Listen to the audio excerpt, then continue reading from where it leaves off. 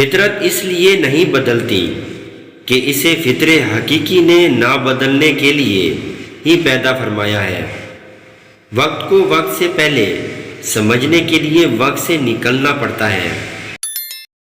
اللہ ایک طرف ایسے ستارے بناتا ہے کہ انسان کے تصور سے بھی بڑے، اور کہیں اتنے باریکیوں میں تخلیق ہوتی ہیں کہ انسانی نظر کی مجال نہیں کہ الیکٹرون کے اندر ہونے والے جلووں کو دیکھ سکے۔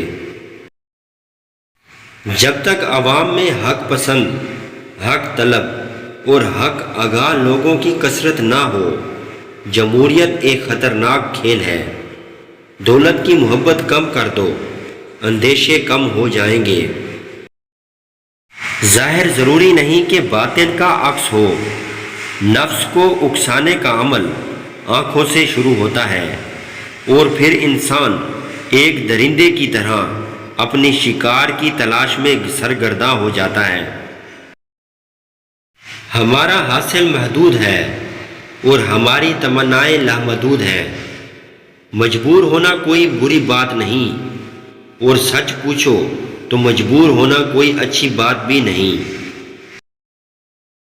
عام آدمی اپنی ذات کے لیے بھی باعث رحمت نہیں ہو سکتا، اور سرکار صلی اللہ علیہ وآلہ وسلم پوری کائنات کے لیے باعث رحمت ہے۔ رحمت ہوتی ہی اعمال کی عبرت سے بچانے کے لیے ہے۔ دوسروں کے خامیوں پر خوش ہونے والوں، کوئی اپنی خوبی بھی بیان کرو۔ اسلام میں رہبانیت منع ہے۔